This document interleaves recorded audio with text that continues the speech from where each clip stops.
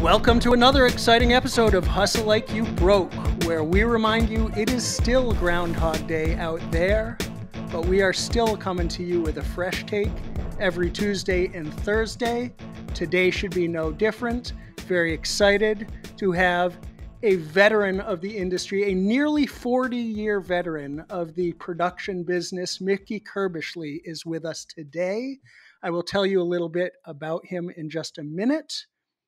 But first, my esteemed colleagues, the always exciting and daring Christine Dallas, coming to us from Miami, Florida. Hello, hello. From Los Angeles, California, the one true MF, the other true MF, Mr. Kyle Hamilton. Top of the evening, nice Tuesday morning on this beautiful day in Southern California, maintaining. One day we will ask you how it is evening and morning at the same time. It's interesting, but it's very plausible, and it's true. Constant state of mind. Kind of like that always 5 o'clock somewhere mentality. Technically, yes. Good evening. And then the one, the only, from the Fresh Prince of Bel-Air, my brother from another mother, Chris Lee. What's going on here? Banks is in the building with another breakfast cocktail. I was waiting for that. Sounds so refreshing. It really does. Little tequila sunrise for you today. Good thinking. Good thinking. Good day to celebrate that. When I get off this keto, I can't wait to have one. There you go. Is tequila not keto? Nothing is keto unless it's just meat and cheese. Copy. Okay. So, not even sure where to go with that, Banks. I assume the homeschooling is still proving a challenge for you, sir? Absolutely, as why I'm having a breakfast cocktail. Every day. Does it make it better, though? It makes it bearable. Not better. Bearable. Copy. I tell you what I do to make it bearable in a different way, minus the alcohol. Today, I decided to break up my Coronication Groundhog Day experience by running a series of errands. 2 different supermarkets, a convenience store, a liquor store, a pet store, most of what I need. But why the fuck are there no paper towels anywhere? And why is it only generic TP?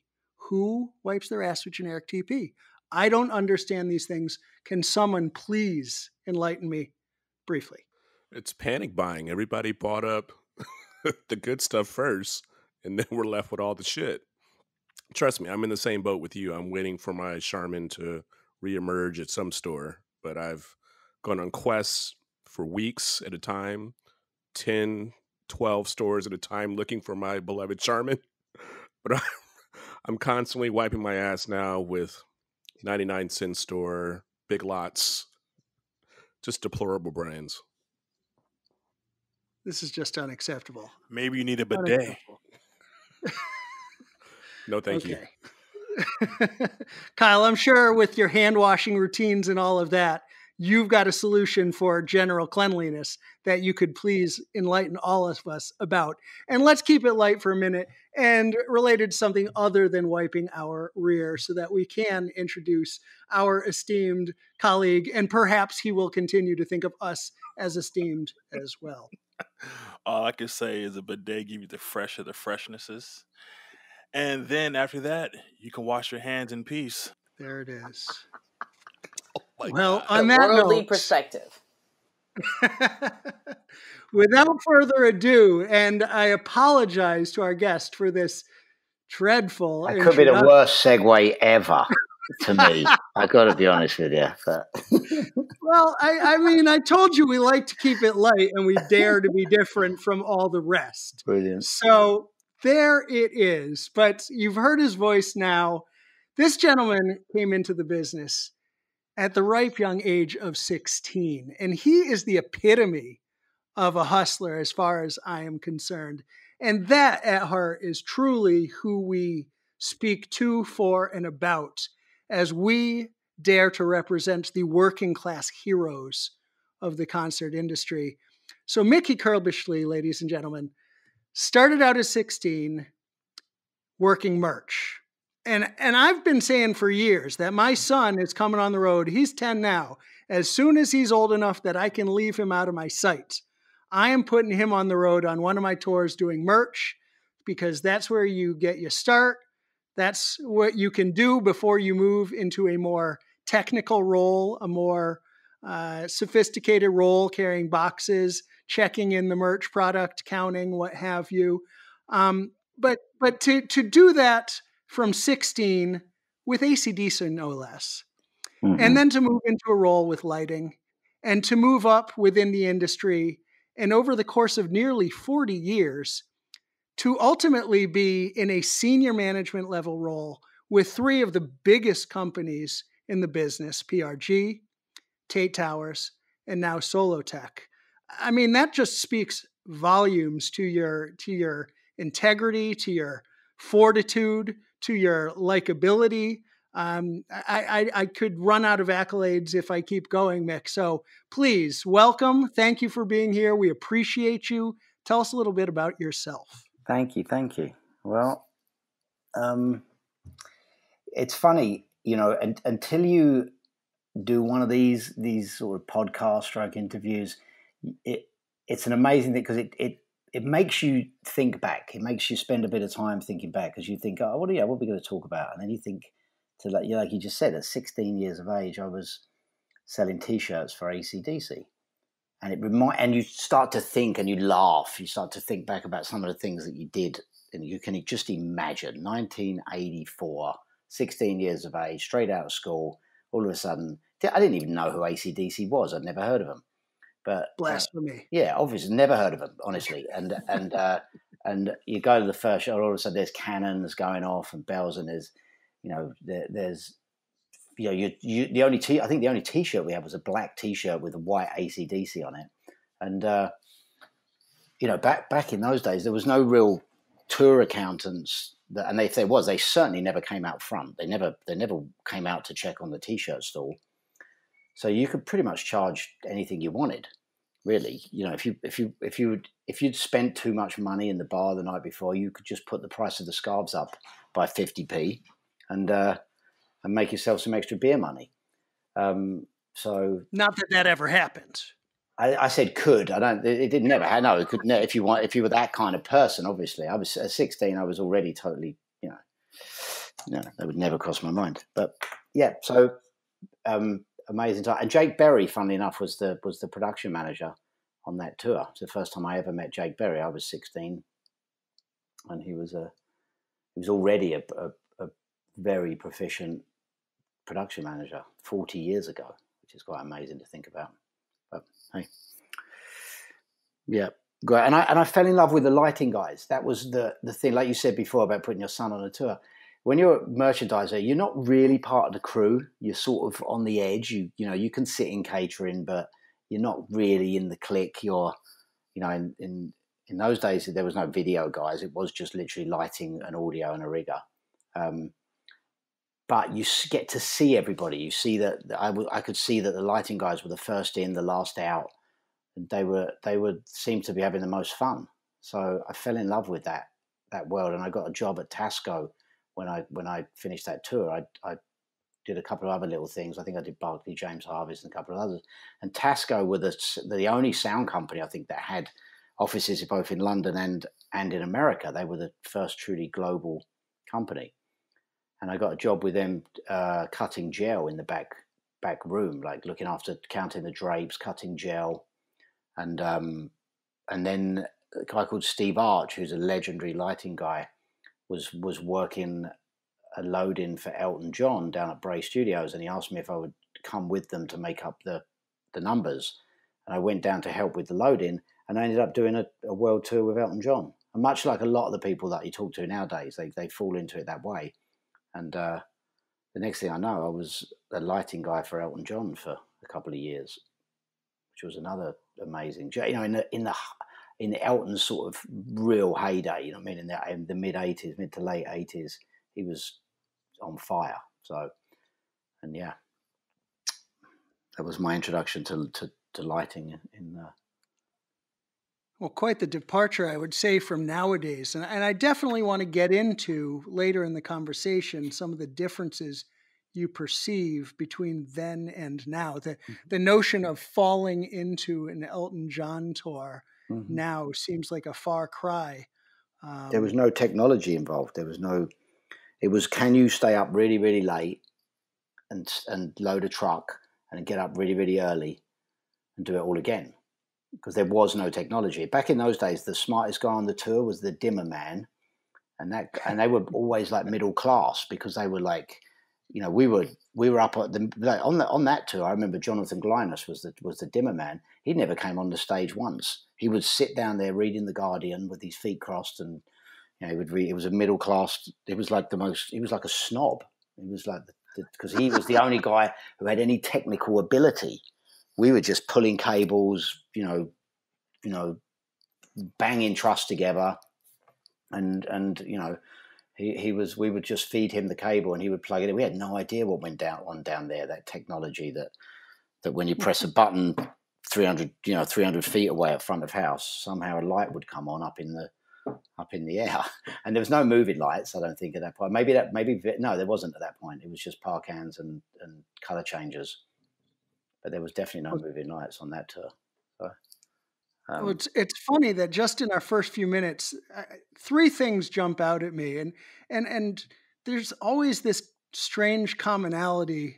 I find this common thread between the conversations we have with a number of people in the industry. It's funny that you reference the middle class, that this dimmer was essentially the middle class person. We were just talking to Adam Blackstone, one of the great musical directors, the other day. And he also, I guess I initiated in that case, was talking about, you know, the difference in how you define the working class versus the middle class and the upper class on tour, you know, be it ABC Party or, you know, we didn't really get too far into it, but you kind of alluded what I would define as kind of the white glove guys, like Chris and Kyle, as opposed to the guys that are pushing those boxes and first one into the venue and last one out, and what that means and the status that comes with that, you know, in the time that's you spend on the road and how you kind of earn your stripes moving up. And but the other thing, there's another thing that came out of what you said was your reference to, you came in thinking the lighting guys were the coolest because they were the first ones in and the last ones out. I mean, talk about a hustler, talk about a work ethic, to see that and think, I want to be like those guys. I want to be up early, and then I want to be the last one here, and go do that on the road for 10, 15 years, however many that you did. So again, a testament to you. I think I had and then something the to other prove. thing, the third thing I was going to say, I'm sorry, please go ahead. I was just going to say, I think I had something to prove. I think as the youngest guy, I was short and stocky. You know, I was a rugby player as a kid and stuff like that. And I think I had something to prove as well. You know, my dad is a successful manager in the business, so he helped me get the job in the merchandise company because it was his friend Peter Lubin. And I wanted to break away from that and do something on my own. I wanted to make sure it was my own thing. And I think I had a lot to prove as a 17-year-old kid then, of, you know, that's why I chose what I felt to be the hardest job out there, the rigger. And, you know, I did a lot of work as a rigger and as a lighting guy. So I think I saw it as a, you know, I just wanted to prove myself. Yeah. Well, I respect and appreciate that. But I also think that shouldn't everybody, when they're coming into this business, whether they have a chip on their shoulder or not, however they get that first job, don't they have to prove themselves? Shouldn't they have to aspire to be respected for the job that they do in order to advance? This is a lesson that I want to be imparting on the young people coming in, that you know, they need to put in that work ethic in order to stand out and rise above and go on to have the types of opportunities that you did later in your career. Yeah. It's you're right. It's hard work. Like I say, there was you couldn't train for it because you didn't need to. In a way, there was no, like I said, there was no technology unless you were going to be a dimmer man. You know, the designers had a different. You know, they had a totally different flair to the people that were on the stage building the shows, putting the shows together. And yeah, it was just a work ethic. You know, it was. I don't even know if I ever really saw it as being in the rock and roll business for a long time as well. It was just hard work. You know, you spent more time pushing boxes and climbing and doing things like that than you did with the show. Steve Arch, who was my mentor, famously said, "If it wasn't for the load-ins, the load-outs, and the bits in the middle, this would be a great job." So it was the days off were wonderful, you know, but the show in the middle. Let's say you're in. I did a lot of time with Judas Priest, for instance, back in their heyday when they were doing 2 nights at Madison Square Garden. They were one of the biggest rock bands in the world. We had 25 trucks. The audio, I can't remember what it was because I was lining up, but I think it was Hardy Gold or something like. You guys would probably know better than me. And it used to come in 12-foot stacks, ratchet strapped together, and you would push the whole thing around in one big piece. But there was 22 trucks of stuff that wasn't really designed to tour. A lot of this stuff still hadn't been designed to tour at that point. You know, Tate were on the scene. They were making some scenic things, but they were big and heavy, and nothing was really designed to tour. And it was just hard work. So the period where the band were on stage, the actual rock and roll part of it, you were on the bus asleep, or in a flight case asleep, or just sleeping anywhere you could, and that was that was it for those 2-3 hours when the show was on. That was your quiet time. You would just get away and escape and fall asleep, and the rest of it was just work. It was insane. Those big heavy metal shows back in those days, and I know it's the same now with people that are on the road. I know it is. Unless you're the actual front of house engineer or the monitor engineer or the lighting designer, if you're on the crew, the show time is I guess maybe it's different now. There's a lot of show calls that go on now. There wasn't any show calls back then. There was nothing to do. You'd maybe run a smoke. No, you wouldn't. You'd maybe run a follow spot if you needed extra money. But it was. Well, the third thing you said before, which I think speaks to what you just alluded to now in terms of the work that needs to be done during the show, is the technology piece. Now, most of what you were saying in terms of the building of the show, the tear down, the pushing boxes and crates and cases, reminded me of a conversation we had with Joey Gallagher previously, where we were talking about, I think it was with Joey, we were talking about how so much of the concert production business is more like a construction job than it is a music job. So I think that's some of what you were alluding to, but in terms of the downtime that you say you had then in the absence of technology, I think that is what perhaps has changed now, because you need those automation guys at the stage. You need those techs supporting audio, supporting lights, supporting video in the case of What If, because unfortunately, the case of What If, even on the biggest, best, most sophisticated tours, still happens.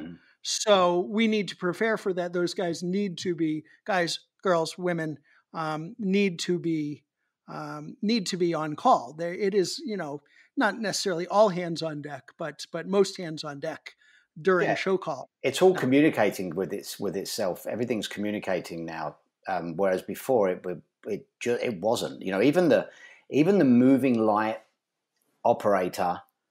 When the VL1 first came on the scene, there was probably only 3 or 4 moving light operators in the world in rock and roll, and Gersh was one of the main ones that used to do a lot of the big rock and roll shows. But they were separate. They would come in and they would do their thing, and they would even, there was the back in the day, they used to hide in rooms in the dressing room or whatever. They'd find their own room so they could open the back of the light and work on it, because it was a top secret. No one was allowed to see in the back of them.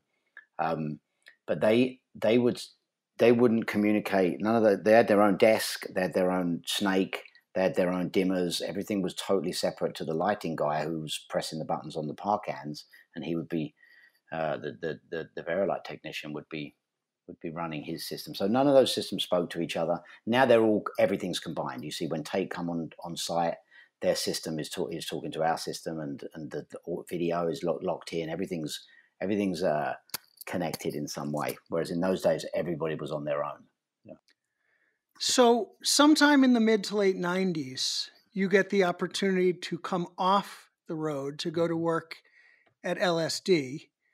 And you do that, and that, of course, sets the stage for the next 20, 25 years, where you go on to run those high-level jobs at PRG, at Tate, at Solotech. Tell us a little bit about that. Yeah, that was I was on the road with Eric Clapton. I was Eric's tour manager at that point, looking after. We had like a pretty super band. We had George Harrison, we had Phil Collins playing drums, Steve Ferroni, Nathan East, Greg Fillinganes, Phil Palmer. It was like one of those super bands. And what happened was, just prior to that, so just to set the scene, I was probably 20. I think I was 25 years old, and we were doing a show at Alpine Valley. I was the lighting guy. Tom Kenny was the designer. I was the lighting technician. We're doing a show at Alpine Valley. Stevie Ray Vaughan was the support act. And there were 5 helicopters backstage that were to take the band back to the hotel in just outside Alpine Valley. And 5 helicopters took off, and only 4 of them made it. One of them crashed and hit the ski lift, and it killed Stevie Ray Vaughan, Nigel Brown, Colin Smythe, the agent from CAA, and the pilot, obviously. That was a night that changed my life. So one minute I'm a lighting technician, and the next minute we've had this terrible, it was the beginning of the tour, and we'd had this terrible accident. We'd lost a bunch of our friends, and Colin Smythe, one of the guys that died, was the other tour manager. Peter Jackson and Colin were the tour managers. So Eric got us all together. We were obviously devastated, and he said to us, "Listen, if you want to go home, we'll go home, obviously. But if you go home, you're just going to be sitting there moping around. You know, what are you going to do? Let's just finish this. Let's just get on with the tour. Mickey will take over from Colin,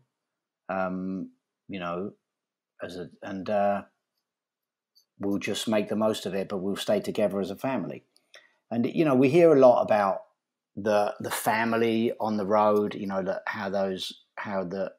these families are formed on the road and stuff like that. And it truly was something that I need, because like I say, I was on the road from a very young age. So that became my family. When I was on a tour, that became my family, because I'm 16, 17, 18 years of age. Now I'm 25. I've just lost a bunch of my friends in a helicopter crash, including a legendary guitar player, Stevie Ray Vaughan, obviously, somebody who was just about to really, really break big. And we decided to carry on with the tour. So I get the job as the other tour manager, looking after the band for Eric Clapton, George Harrison, Phil Collins, people like that. And that changed my life. So I spent a bunch of time with them. But by the time I came off the road, I'd already stopped being a lighting guy, and I'd started this work as a tour manager. And in Australia with Eric Clapton, John Wiseman showed up at the hotel, and we got hammered and we rolled around a bit for a couple of days. And he said to me, "I'm going to give you a job. I'm going to offer you a job. I'm going to take you off the road, and you're going to come and work for me at Verilight." So I thought nothing of it. And 6 months later, I got a contract through the post, totally unsolicited, an offer of a job at Verilight. And I was between tours, and I really did want to be off the road. So I took the job, and I lasted probably about 6 or 8 months there. And I went from there to LSD, because that was one of the companies I'd been working for. They started to they were on the up. They'd invented their own moving light at that point, and blah blah blah. So that's how that happened. I went from lighting guy to tour manager to Verilight person, salesman, to LSD. Then I was part of the group that sold the company to PRG, and I stayed with PRG for 18 years, really. Hey, Mickey, talking about Verilight, for those that don't know, why was that such a big deal at the time? Well, Verilite were the only, they were the only moving light company. They'd invented the moving light. What happened was years and years ago, a guy called Rusty Boucher and Jim Bornhurst were touring with, I believe they were touring with Genesis, but Rusty was the front of house sound guy for the likes of Led Zeppelin, and he was a pretty legendary industry guy. And in the early 80s, they were on the road. Correct, and if I get this wrong, slightly wrong, but the basis of it is right. They were on the road with Genesis. They were having a break. They were sitting in their garage in Dallas, and they'd been working on a scroller. So they had these two motors with some colored gel between them, and they worked out that if you put little markers on the different pieces of gel, you could scroll them from side to side in front of a par can, and it would change color. And this was like a revolutionary thing, because back in the day, they would just be red, blue, white gels that were sitting in front of the cans, and you would turn them on or off, and that was it. These guys had come up with this amazing invention where you would scroll the colors from side to side. Then one of them, I think it was Jim, turned around and said, but hold on a minute, if we added 2 more motors to this, we could make it move. And there was like that eureka moment. So, but of course they had no way of doing it. So they went back to Genesis, to Tony Smith, Phil Collins and Mike Rutherford, and said, look, can you lend us some money? We're going to develop the world's first moving light. So they jump on board, they start this company Verilite, and they spend a bit of time, and they come up with the VL1, which moved from side to side, up and down, changed colors, and had gobos that flipped in front to change the beam shape. And just on a side note, jump forward, and then obviously halfway through the Genesis tour and halfway through a show in Barcelona, when all these Spanish teenagers are stoned out of their brains watching Genesis, all of a sudden the lights move for the first time in the history of rock and roll. All of a sudden, all these lights start to pan and tilt and move around. And of course, you could just imagine what that felt like for a punter that has only ever seen a static show, or maybe some oil wheels and stuff like that. So legendary moment in rock and roll would have been then in Barcelona. Jump forward 30 years, and I'm at the U2 show with the Claw, and I'm sitting with Rusty Boucher for the opening night of U2 in Barcelona, and I'm sitting next to him, and he's got a tear in his eye, and he starts telling me the story. I said, well, what's up? He said, I said, it was here 35 years ago in Barcelona that we did the first ever show with Genesis with a moving light. And he told me that story. So, and the point we were talking earlier prior to this, we had a little chat, and the great thing about this business is the iconic people who started this industry, that had these eureka moments and that built this fantastic industry that we're part of, are still in it. They're still here, still contributing, still doing stuff, still coming up with amazing things. And that's one of the things that makes this business so unique, is that the people who actually started it are still in it and still innovative. And there you go. Well, that's fantastic. And we've talked a lot about this being such a young industry, and as you just said, that the founders, the kind of cornerstones of so many parts of this industry are still with us, still doing it.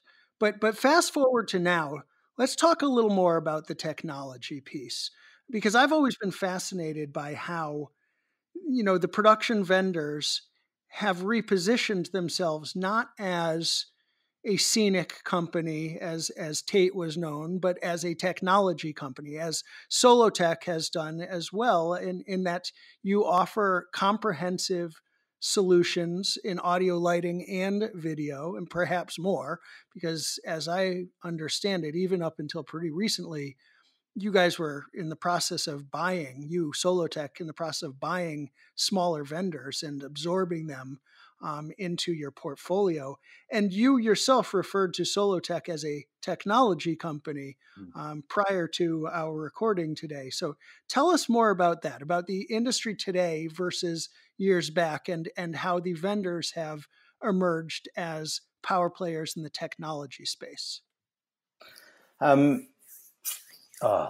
long subject, but yeah, it's how do I get my head straight on this one? Yeah. Like when I started, obviously, yes, it was a cottage industry. It was a bunch of small companies trying to, buying technology and just renting it for a profit. Now the technology is so advanced, and like we say, all aspects of a show have to communicate with each other: lighting, audio, video, and one of the biggest, I think, the biggest moments with us in a way was when Napster came along, and when the internet sort of killed recorded music in a way. And maybe I'll jump around a little bit, but I think that was one of the biggest moments for us, because I remember being jealous of the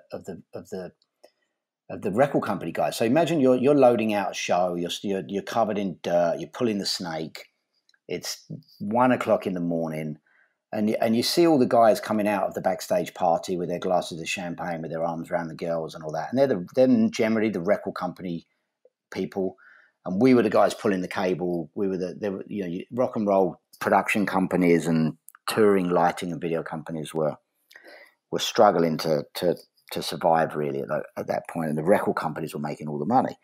And that got flipped on its head a few years ago, really, with the Napster thing. And of course, we all know that the bands now make a vast sum of their, under normal circumstances, they're making 70-80% of their revenue from touring. So our world just got flipped on its head, and with that, and then also you got all these new companies came along. Vari-Light wasn't the only lighting company. Now there's all these other lighting companies making product, and there was it became very, very competitive in the technology side, and as these, like, with the globalization of our business, I think that I remember, that over that period, you could go to Argentina, you could go to Brazil, you could go to Australia and Japan, and you wouldn't need to have the same show you had at Madison Square Garden or Wembley Arena, for instance. But with the internet, with the collapse of the recorded market, with the growth of the reliance on touring, all of a sudden you had to take that show everywhere, because the kids have seen the Madison Square Garden show on their laptop. And if you show up in Argentina with a black drape and 2 trusses and some follow spots like we used to do, they're pretty disgruntled. They want to see the same thing. So all of a sudden there's more revenue in what we're doing. There's more money in the global touring thing. And it truly is global. We're trying to recreate the same show everywhere and give the same experience everywhere. So, all of this stuff happened really, really quickly. The multiple new products on the market, much more money in the industry, and almost like an arms race between the artists as well. The one artist goes to see another show. Certainly in the sort of mainstream pop world, they would go see somebody and be like, okay, I want that, but I want more, and so on. So, I'm not sure if I answered your question, whether I just got rambling there, but the whole industry in the last 20 years has turned into a global behemoth. And one of the biggest things that's happened, I think, to us as well, is that we become a partner with the client now. So the designer, the designer, the producer, and the equipment provider, we truly are partners, because there's such vast sums of money involved. We don't do many tours that have less than 10 or $20 million worth of product on them these days, when you're doing the major arena size shows. And I know it's the same in audio. The money that's tied up in equipment on these shows is astronomical. So you have to be a partner with the producers and the designers and those people for it to really make work. You're no longer just the guy they call for a couple of straight trusses and some par cans. It's a full service that we're providing all of these major touring production companies. So Mickey, as you described, we've had changes of the technology, and then you've had this interesting course where I don't know if you feel like you're more lucky in your experience. Were you in the lucky guy in the right place at the right time, or was it more circumstantial? But with your life experience in this industry, how do you feel about the female aspect of it? Obviously, we still are light on the female lighting techs and such. And do you think that's an educational thing, or is that because people don't know the industry exists, or do you feel that there's other reasons for that? It's funny because the moment you said that, I thought back on one of my first ever tours, and if I think back to the Verilight techs, Liz Berry was one of the first female technicians that I saw on the road that showed up, and then there was Robbie, who was a Verilight technician, another female, and they're still going, they're still working. So this was 40 years ago, and they're still doing stuff. It was.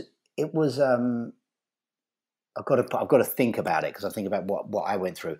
The females that came on the road initially were the caterers, because I remember being on the first tours where caterers showed up. There wasn't caterers before. You would find your food locally, or they would bring it in. Then all of a sudden, Debbie Bray came up with this idea of sending people on the road, and so all of a sudden that was the first time we really had females on the road amongst the crew, and it went fantastically.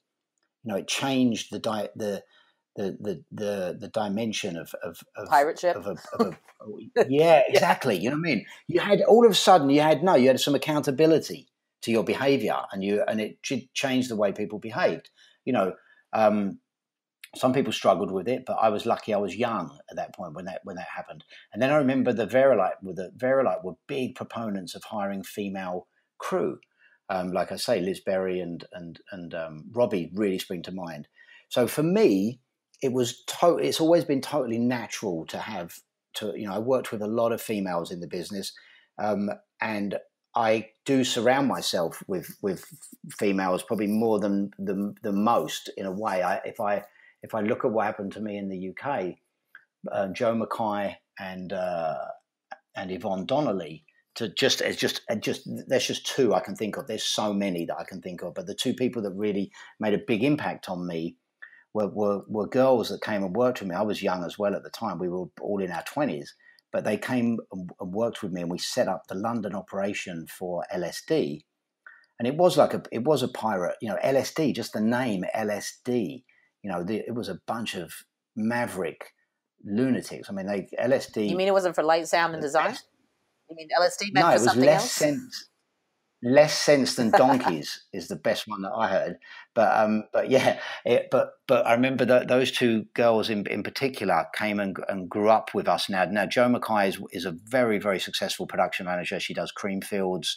She does a lot of work in the Middle East, and Yvonne is running the UK operation for PRG, for lighting and video. So these are. So for me, I do think it's a tough world for girls and for women, but I think that they're a huge asset to us. In my office now in Los Angeles, there's one guy and four women. It's just the way it is in my office. It's not like I set out that way if the woman's right for the job, then she's right for the job. Some people have been known to say they think it's a way the attention to detail is focused on, but yeah, absolutely, because we're such a detailed business now. You know what I mean? It's so complex what we do, and yeah, the women are they're sharper. They're just more. They I don't know. But I think at the end of the day, we can probably reasonably say that even still now, it's a challenge for a young person, in this case, female, coming up, for them to even know the business exists and them to find a course that they could even follow to get in. It is still a challenge.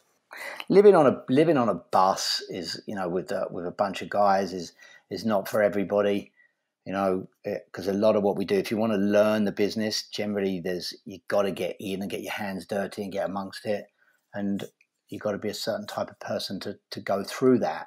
But I think these days it's so much more. It's easier than it was back then. Just the way people travel is a lot. We had horrible buses back in the day. With no. A lot of the time we had tours with no bunks, so you would do long overnight drives to a hotel when you would check in. You couldn't sleep on the bus. You would be sleeping upright, and I don't know. I think I'm hoping that it's a better place to work now. I certainly feel that we are. If I look at my employee headcount, we've got a huge amount of females that contribute massively at every level to what we do. Senior management, all the way down to the people that are making it happen on the ground level. So I'm hoping that it's a better world, but I'm gonna look at it in more detail and see how we're doing. But to me, I know that we are we have a lot of females in it. Yeah, well, we'll follow up with that. I think it's interesting subject matter. Hey, Mickey, I had a couple of thoughts while you were talking about just the evolution of the business and, Solotech as a technology company and, housing so many vital parts in the industry that, are required to put on a show.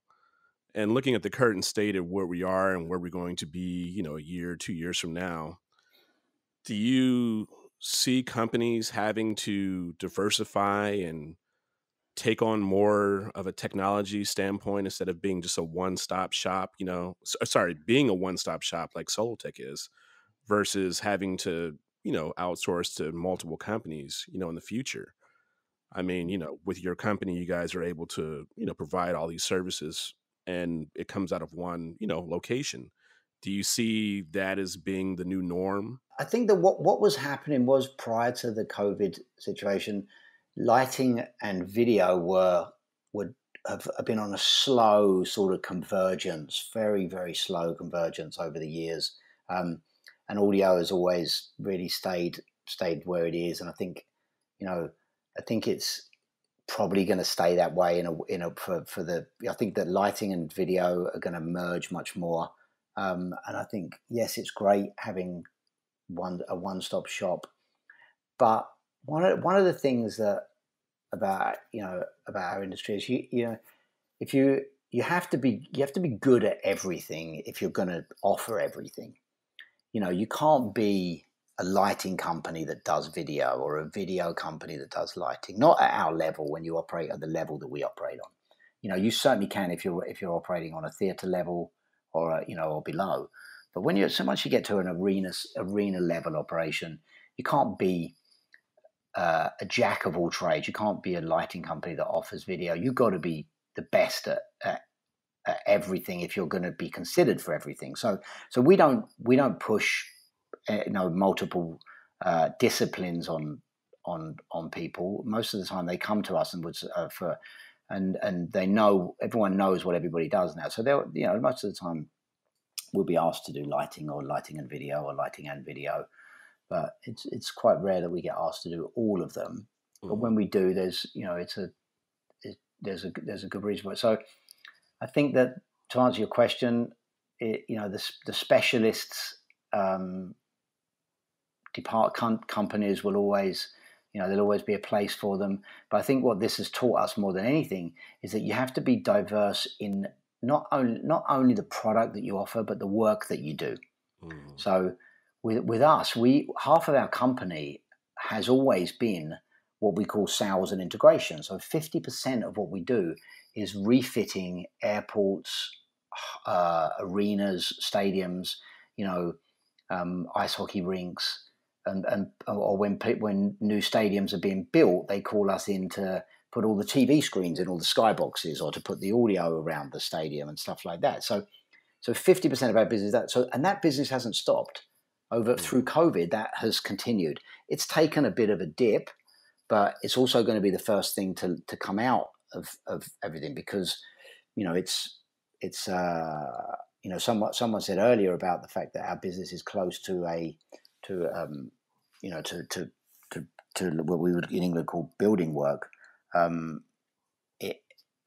think that having both of those, having rock and roll touring and a sales integration division is what's helped us weather the storm a little bit better. And, if you look at upstaging, I spoke to Huddleston when this all went down, and he immediately was repositioning his trucks to do to deliver food to deliver food to supermarkets and stuff like that. So having that diversification really has helped. And there's other people that are really dear friends of mine that have lighting companies that only do one thing. They only do rock and roll touring, and they immediately just close down. They just shut everything down. They close everything down, and they weather the storm. Mm-hmm. So there's ways to get through this by just literally closing down and hunkering down and waiting for your particular business to reopen again. But then there's other companies that were able to diversify and go and do other things to keep revenue coming in and to keep their people working. So there's been so many lessons through this, through what we've just been through. We as an industry have been bulletproof since its inception. We have never, ever taken a hit, really, because through wars, famines, assassinations, doesn't make any difference. People still want to be entertained. People still will go see shows, do all that. To be told that you can't go see a show and you physically cannot stand next to somebody, we've been bulletproof, and we're not dead, but we're paralyzed. We're certainly not dead. There's no way. We're just paralyzed at the moment, and it will come back. But there's been some huge lessons that we've learned. Yeah. Hey, Mickey. Kyle here. Hey, Kyle. So for me as a front of house engineer, I've noticed over the last few years that most productions and production houses cater less and less to the audio portion of the production, and more so to the first video, then lights, then audio. How do you feel that that's changed over the years, and why do you feel that audio is now, basically take a backseat to all the visual now for concerts? Really interesting, yeah, because because I think we all remember when it was just lighting and audio. There was no video. There was we would have you'd have a curtain at the back that you could slide. You maybe had 3 different colors and you would pull them. Even on big arena shows, you did that. Now, then all of a sudden, someone came up with the idea of having the projections either side of stage, and all of a sudden the video guys showed up. And I think you're right. I think the budgets have gone. The budget is mainly, there's more money spent on video now on most of the arena shows than there is on lighting, and then audio after that. But there's still some bands who the audio is the most important thing. I think certainly but the visual is definitely has taken center stage. That arms race that's gone on as people have become more and more to rely on touring revenue.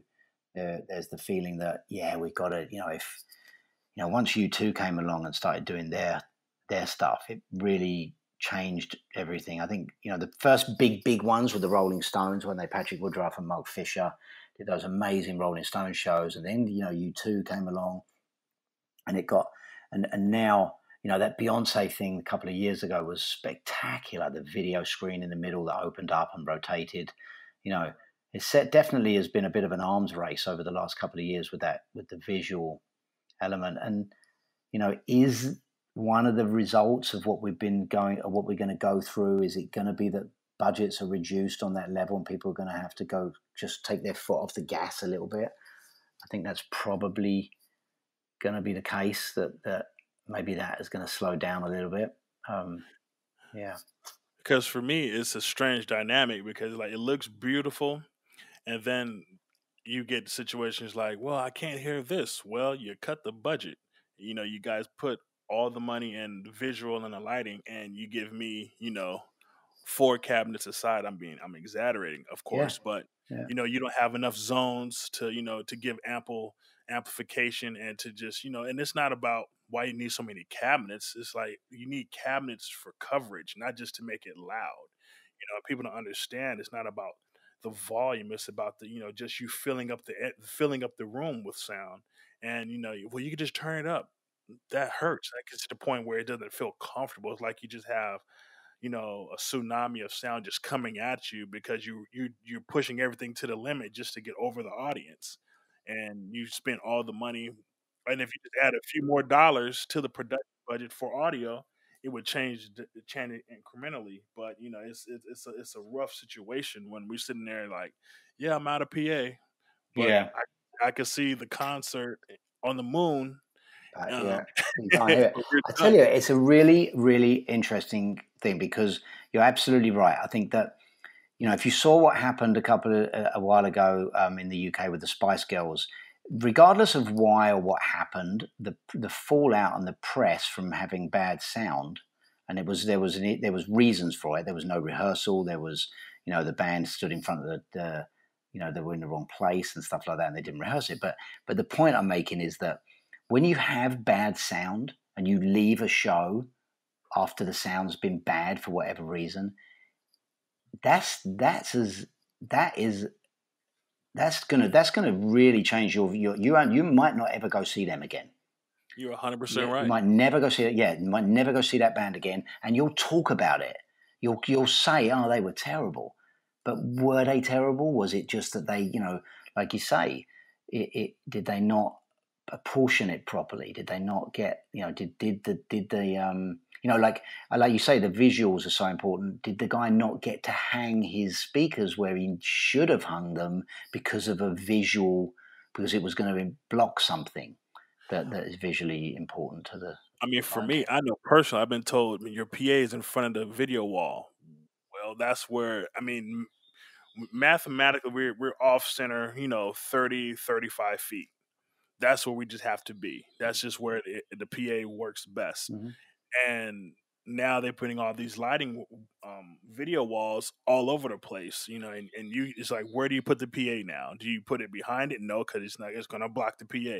So what are the options that moving forward for productions to implement so that one is not handicapped and the other one flourishes? I think that the key to it is making sure that everyone communicates from the start and is involved in every step of the way, not bringing, having audio, the audio designer involved in the actual design of the show really is hugely important. So you've got your, when we go and have our meetings for a lot of these big shows at Tate or wherever, there's normally a video, lighting, audio, scenic. They're all in there together and they're moving stuff around in real time, sitting in the same room, moving things around. And, gone are the days where you can't tell the audio guy, this is where you're going to put your thing. You can't do that. It doesn't. Right. No.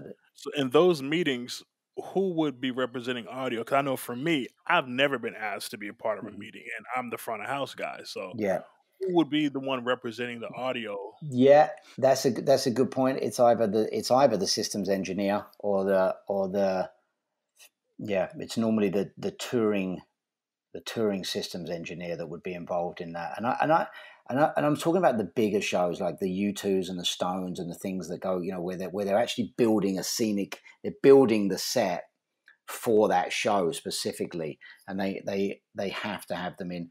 I guess when it's just a standard arena type show where you've got your traditional big LED screen, maybe they're doing something special by curving, making shapes out of it. I think it's just the production managers and the they need to make sure that you guys are in those design meetings. A lot of the time when we work, they are definitely involved in it, and the designers are sympathetic to the audio, but they need to make sure that communication is open, that channel is open. So yeah, I think. Well, Mick, I think you just made Kyle's day. I can only imagine the size of the smile on his face right now, giving the endorsement to the audio guy and the credibility to the value of considering the audio and the audio perspective.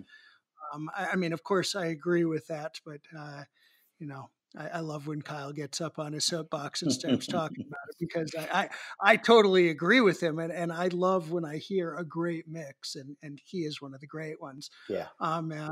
But he's also right that it is often the audio where it's like, we can live with one less audio guy, maybe cut a couple of boxes per side to make room for this other, light or piece of video. The other side of it is there's so much competition out there that in the back of it, as the budgets are being done, they have a number in mind, and maybe they'll spend money in other places, and then they'll be like, okay, well, we'll just squeeze the sub rent, we'll squeeze the audio vendor a little bit more, don't worry about it. And then what happens is you end up, with, there's a lot of competition out there. There's 4 or 5 companies vying for most tours. So, do you end up with somebody that you maybe didn't really want to work with because they're prepared to do it for your budget? Whereas the other guys that you're used to working with are like, you know something, I actually can't get down that low this time because I've got this so much work going on, blah, blah, blah. So I don't know. It's another big, so many of these subjects are just such big, great subjects, but, but the audio is so important. You don't, I'm a lighting guy, 100%. I'm a lighting guy. But if I go to a show and it sounds bad, I'll talk about that for a long time. Whenever anyone asks me, what do you think so-and-so? I'll be like, sounded terrible. So, and I'm there for one snapshot of the entire tour, for 2 hours out of an entire tour. So it's important to get that right every night. Yeah. So separate from what's going on, separate from what's, past and without looking too far ahead just yet, I just want to call attention real quickly to the fact that one, in the midst of this COVID-19 that we're dealing with, and the fact that your rental and your touring division is effectively shut down, I do know that Solotech is a part of the entertainment industry response group. Yep. So I want to call attention to that and say kudos, and we appreciate you being a part of trying to create solutions for what's happening and trying to really help, get the world back on track and do your part in what ways that you can. And I know you personally have also been involved in some fundraising efforts, in what was it, masks that you've been I bought 200,000 masks from a factory in China that used to make our LEDs and stuff, and I just bought them and got them shipped here. Rocket Cargo helped me get them here. And I then went round to a bunch of people and raised some money. I went to Live Nation, went to John Meglin and at Concerts West, and a bunch of other people, and got some pledges. And I've been delivering them to the food banks, the homeless shelters. I basically have someone coming up here today to pick up 3,000 to take to the Navajo Nation and then another bunch that are going to go to Arizona to another native Indian reservation. So, yeah, that's been something that's taken my mind off of the carnage. It was just a whim. I just called one of the food banks and asked if I could help in any way, and they said they needed masks. So, being roadies, we got it done, and now we're delivering them to all over the place. I got 200,000, like I say. So that was good. Well, you're a good man for it. I definitely want to say how much we appreciate that and call attention to your great efforts. I think that's not to be overlooked. We just have a couple more questions for you today. Don't want to take up too much more of your time, but I would be lying if I said that they're short and easy questions to answer, although you can feel free to, give us the short answer if you prefer. Looking ahead, we talk about this being a time, to kind of look at the industry, take stock of where we are, look at what's coming. We can talk about whether artists will come back slowly, when that'll be. I'd rather not have that conversation. We can talk about whether artists will spend less money in the short term.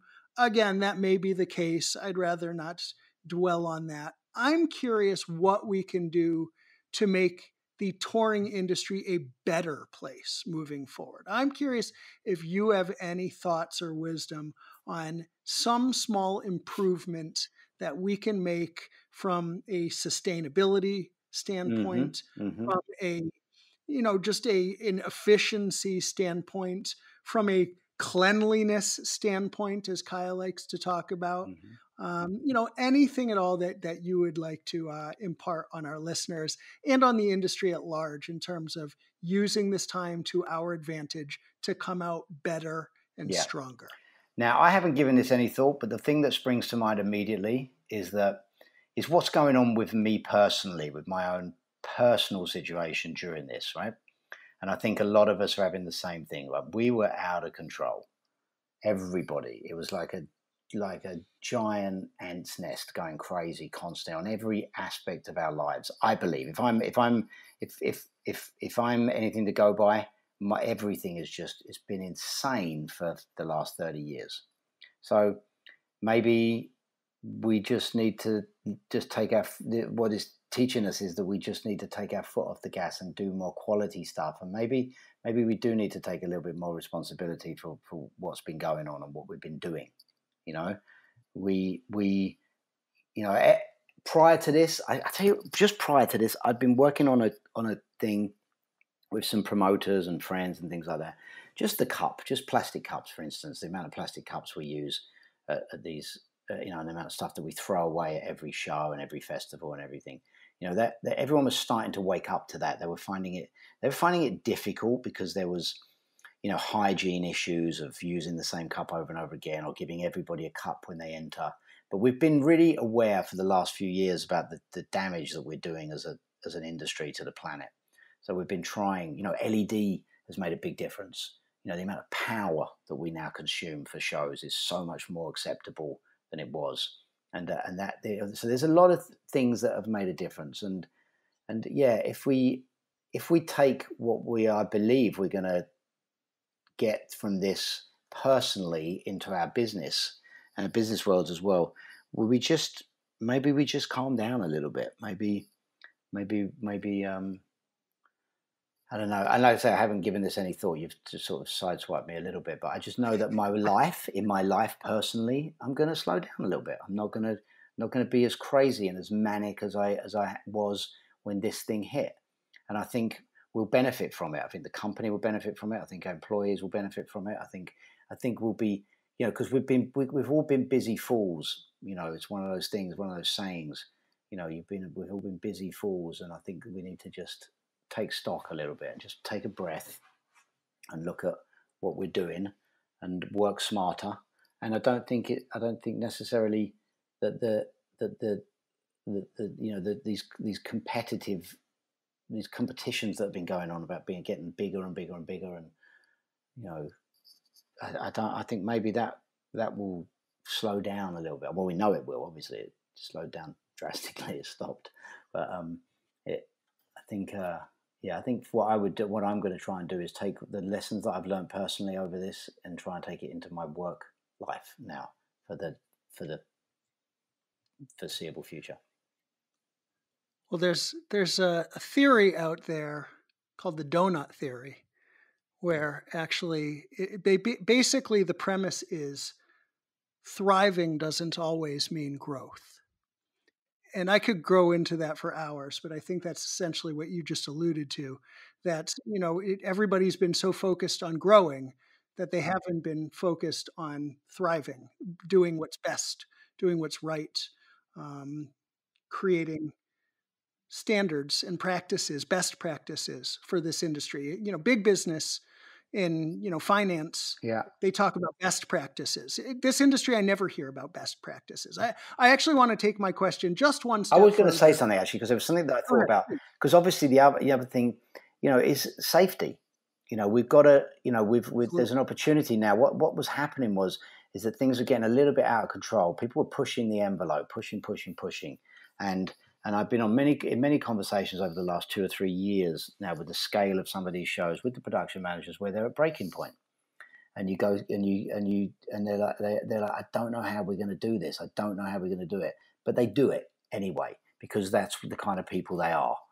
There's 100 people out on the road building a show every day, and they just do it, and because they do it, then they'll push the envelope even more and stuff like that. So maybe as part of this exercise as well, as maybe in part of the thing I'm talking about is taking a breath and looking that maybe it will be brought under control a little bit as well. People will be a little bit more respectful of what everybody really, I guess, goes through to make this happen. So there you go. Well, let me push the envelope just a little bit further, and let me ask you a quick question. This one you can just say, no, that's a terrible idea, or yeah, there's something to that.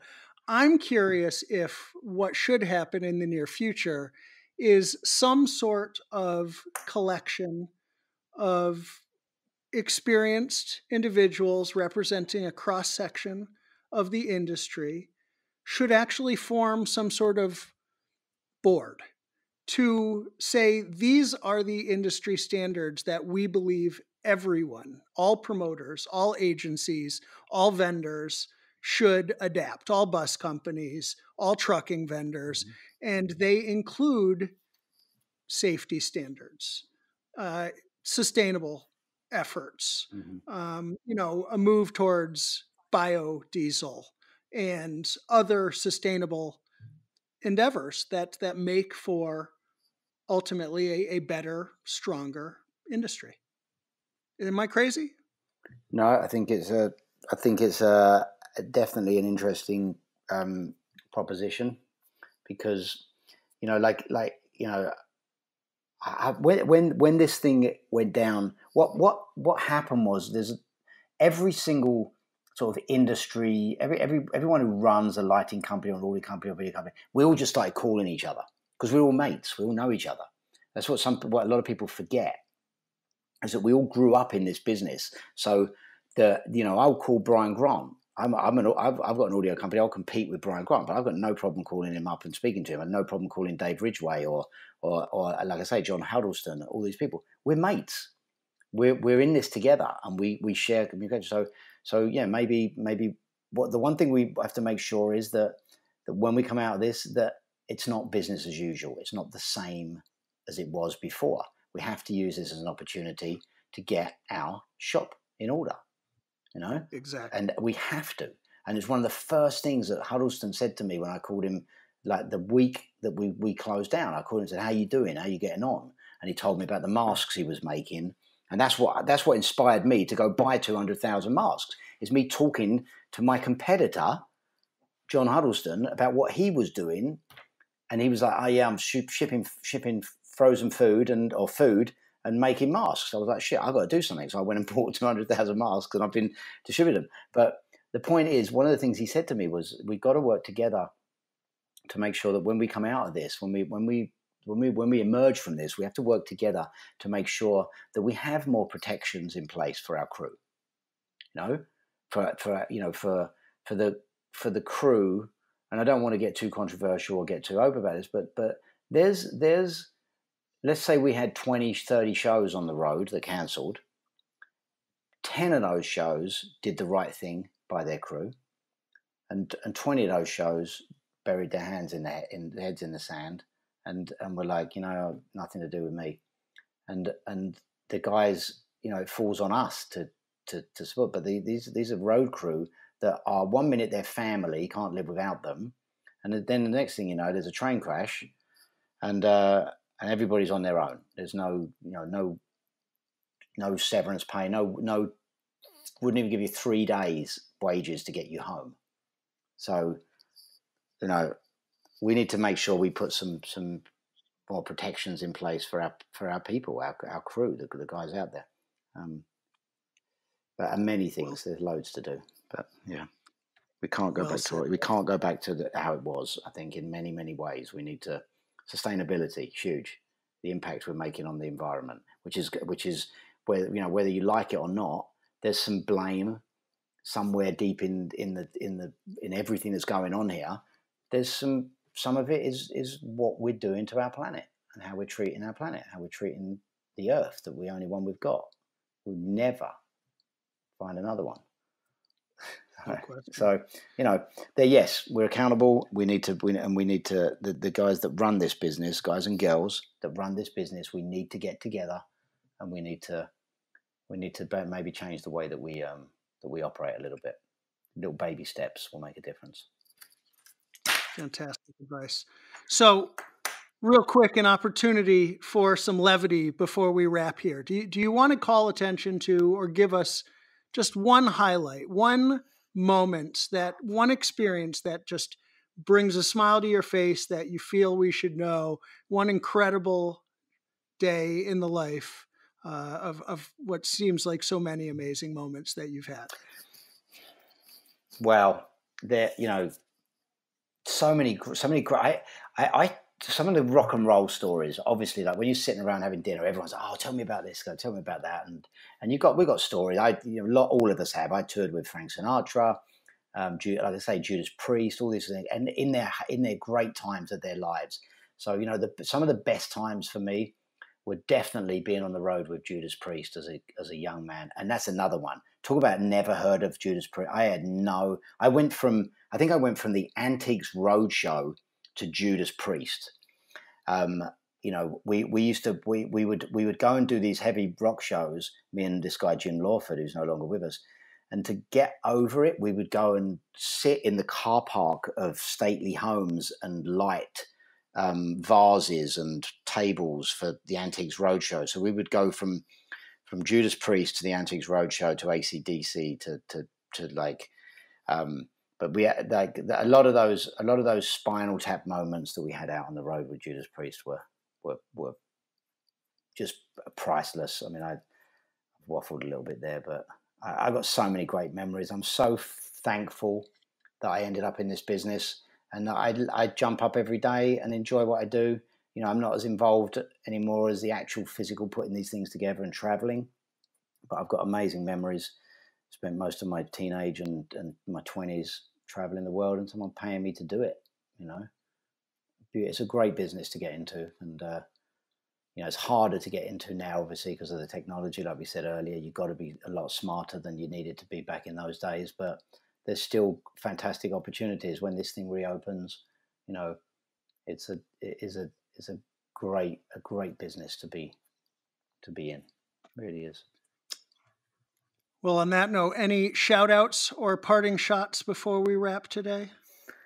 Not really. The guys that I work with on a daily basis, everyone's remained really positive. It's been tough, like as you imagine, like a business that just stops like ours did. But the last couple of weeks, what I would like to say is everybody I speak to over the last couple of weeks now, they're starting to see a light at the end of the tunnel. They're starting to see people thinking outside the box. We always knew that it wasn't really going to come from us. It was always going to come from our clients, the way that this was going to start to emerge, let's say, from this darkness. And we're getting calls now daily from people that are just thinking outside the box, people that are trying to do stuff from